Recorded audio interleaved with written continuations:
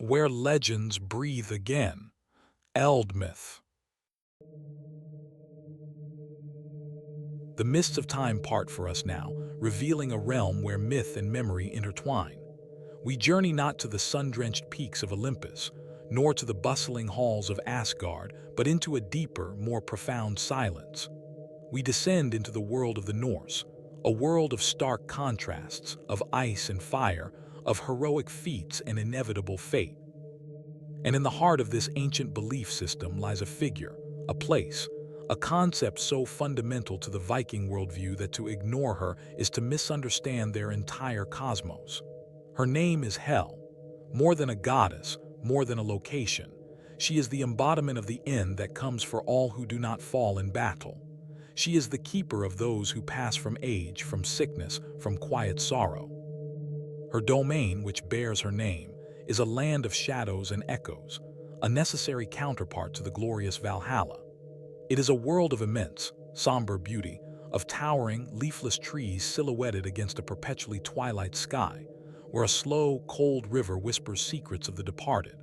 To speak of hell is to confront the Norse understanding of life itself, for they believed that one could not truly appreciate the light without acknowledging the vast, quiet darkness that gave it meaning. This is not a tale of simple horror, but one of cosmic balance, of a ruler administering her solemn duty with an impartial and chilling grace. So, let us set aside modern preconceptions of a punitive underworld and prepare to step into the mist-shrouded halls of the one who presides over the largest kingdom of the dead. To understand Hel, the entity, we must first meet her formidable lineage. She is a child of chaos, born from the trickster god Loki and the fearsome giantess Angabotha, the herald of sorrow. Her siblings are no less terrifying.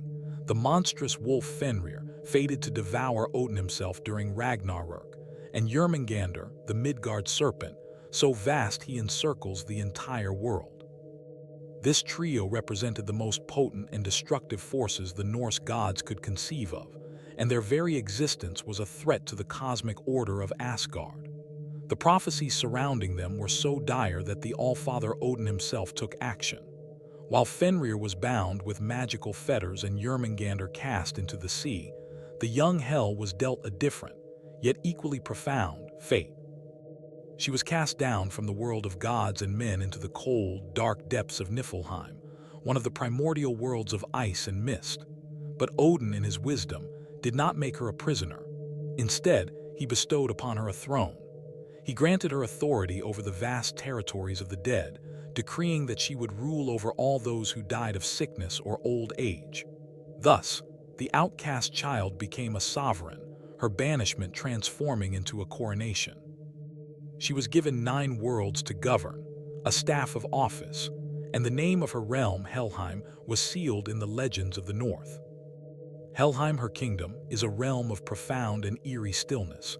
It is not a place of fiery torment, but one of cold, quiet resignation.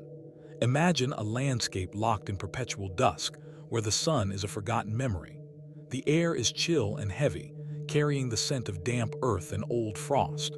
The very ground is a patchwork of black soil, hoarfrost, and gnarled tree roots that seem to clutch at the earth.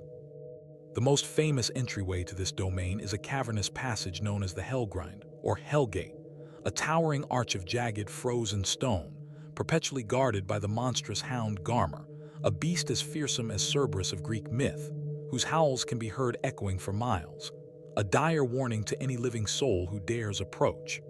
Beyond the gate, the landscape is dominated by the river Slid, a torrent not of water, but of splintered swords, knives, and deadly weapons, through which souls must wade. The central feature, the heart of this shadowland, is Hel's Hall itself, known as Eldmyth, which translates ominously to the rain-dampened or sprayed with sleet.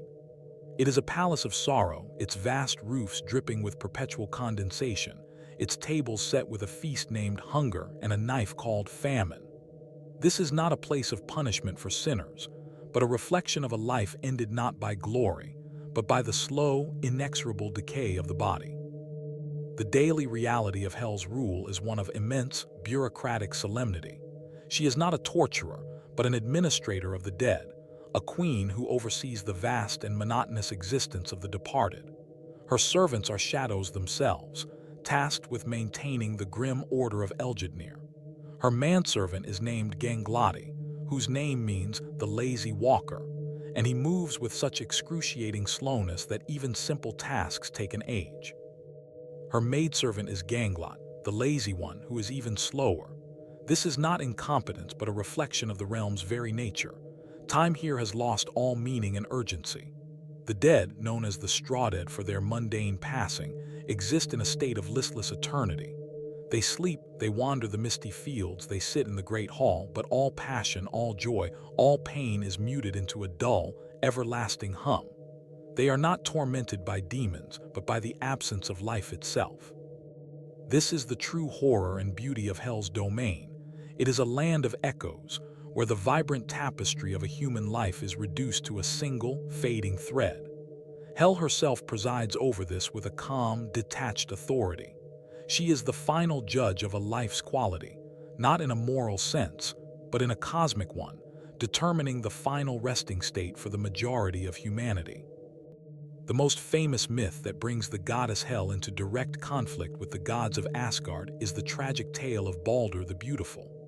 Baldur, the son of Odin and Frigg, was the god of light, joy, and purity, beloved by all in the cosmos. But he was plagued by nightmares of his own death. In response, his mother Frigg traveled the world and extracted an oath from every entity: fire, water, iron, stone, trees, diseases, animals, and poisons, that they would never harm her son. With this done, the gods made a sport of throwing weapons at Baldur, watching them harmlessly bounce off, much to their amusement.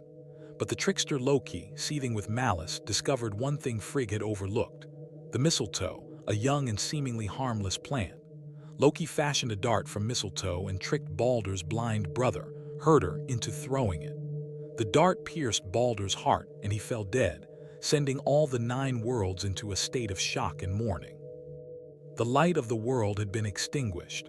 A great funeral pyre was built on his ship, Ringhorn, which was launched out to sea. But the story was not over. The gods were desperate for a chance to reverse this catastrophe. With Baldur's body prepared for the afterlife, a glimmer of hope remained. Another of Odin's sons, the brave and mighty Hermod, volunteered for a desperate quest. He pleaded with Odin to borrow his 8-legged steed, Sleipnir, the fastest horse in all the worlds. Mounting the magical creature, Hermod rode for 9 long nights through deep, dark valleys so black he could not see his path, descending ever downward toward the land of the dead. His journey was a testament to his loyalty, a solitary figure on a supernatural steed galloping through the very roots of the world tree, Yggdrasil.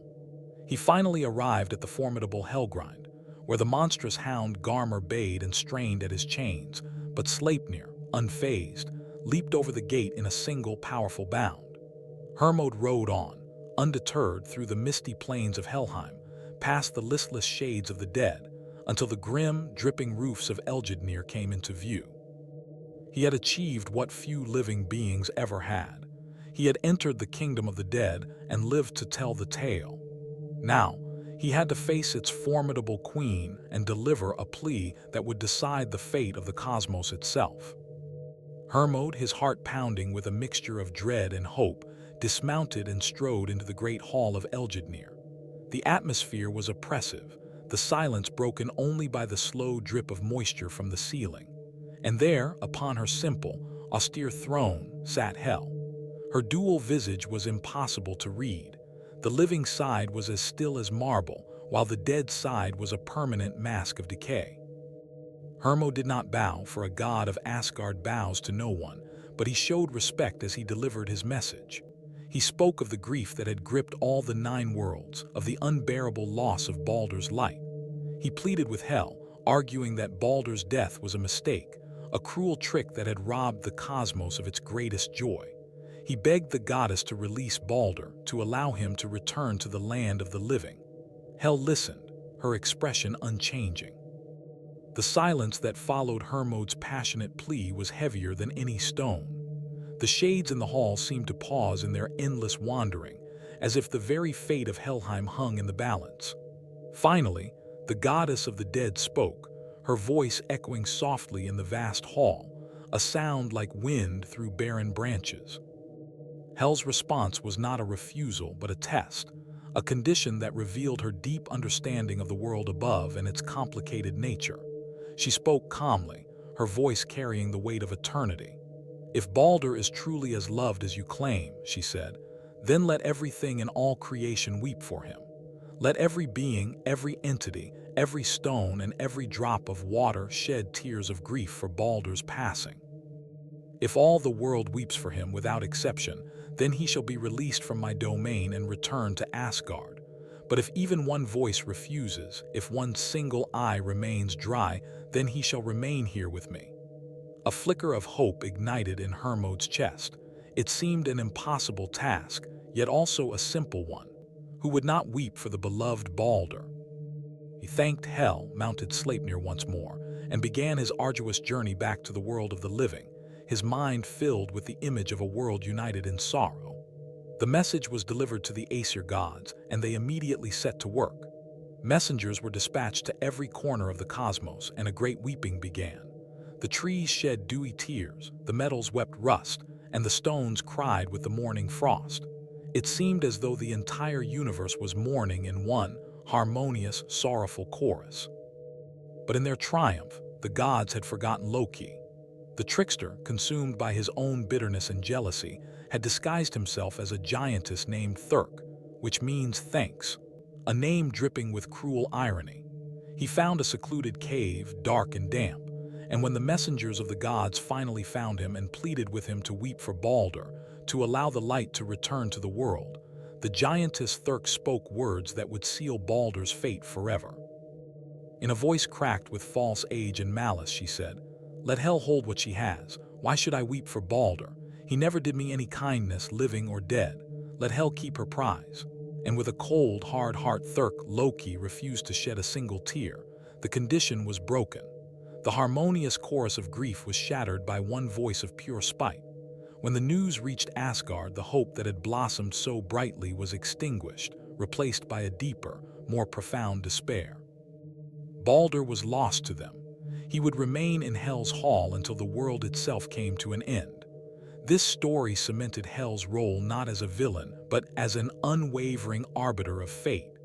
Her terms were fair. It was the living world with its capacity for malice that had failed the test. Hel's narrative reaches its apocalyptic climax during Ragnarök, the twilight of the gods. This is not merely the end of the world, but a great cleansing, a fiery reset of the cosmic cycle. As prophesied, the bonds that contain the great monsters break. Fenrir runs free, his jaws agape. Jörmungandr rises from the ocean, poisoning the skies. And from the depths of Helheim, a different kind of army emerges. The great horn Gjallarhorn is sounded, and Hel's gates are thrown wide open. She does not lead the army herself, but she provides the troops. From her misty realm, a longship of unimaginable size, Naglfar, is launched. Its hull is not built of wood, but from the untrimmed fingernails and toenails of the dead. At its helm stands Loki, freed from his bonds, a maddened and vengeful pilot. And manning this grotesque vessel is Hel's own contribution to the final battle, her entire population of the dead. The Strawdead, who lived quiet lives, now rise as a silent, relentless legion. They are not heroic warriors, but a tidal wave of shades, an unstoppable force of numbers, pouring forth from the underworld to join the chaos on the battlefield of Vigrid. In this final act, Hel's role is complete. She returns the vast majority of humanity to the world, not as saviors, but as participants in its destruction. The legacy of Hel is a complex tapestry woven through centuries of art, literature, and modern imagination. In the ancient world, her myth served as a crucial part of a worldview that valued courage in the face of a predetermined and often grim fate. The knowledge of Helheim waiting for those who died in their beds was a powerful motivator for the Viking ideal of a heroic death in battle. With the coming of Christianity, the old Norse myths faded, but the name and concept of Hel did not disappear. It was absorbed and transformed, its name becoming the English word hell, and its attributes blending with the Christian underworld to create a new vision of eternal punishment. This conflation, however, stripped the original goddess of her nuance, reducing her from a sovereign ruler to a mere personification of damnation. In the 19th century, with the Romantic revival of interest in folklore and national epics, Hel was rediscovered. Scholars pored over the poetic and prose Eddas, piecing her story back together, and she began to re-emerge in paintings and poetry, often depicted as a majestic, if terrifying, figure of Gothic horror. In our modern era, Hel has found a new kingdom in popular culture.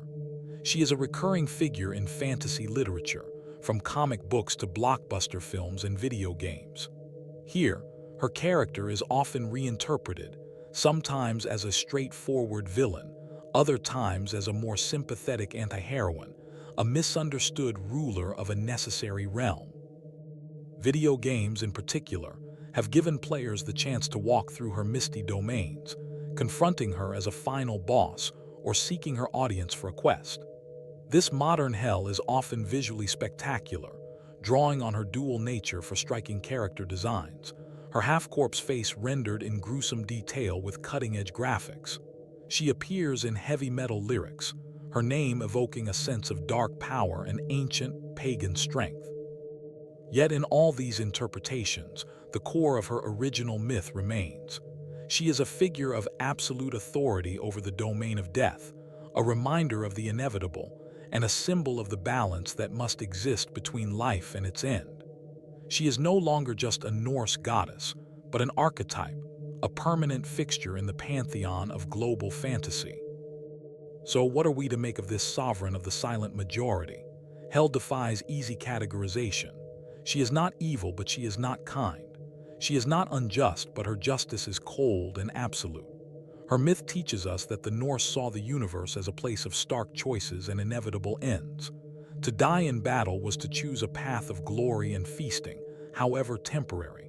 To die in one's bed was to choose a path of quiet eternity, of shadow and echo. Hel was the guardian of that second, more common path. She reminds us that for every glorious hero celebrated in song, there are countless unnamed souls who lived and died without fanfare, and that their afterlife is just as valid a part of the cosmic order. Her story is one of the most sophisticated and chilling in all of world mythology because it presents death not as a punishment, but as an administration. It is the final, great bureaucracy, presided over by a queen who is as much a part of the natural world as winter itself. In a world obsessed with light, life, and victory, Hel forces us to acknowledge the power, the necessity, and the strange, somber beauty of the darkness. Another legend fades, but the next awaits. Like this video, subscribe and continue the journey through myths.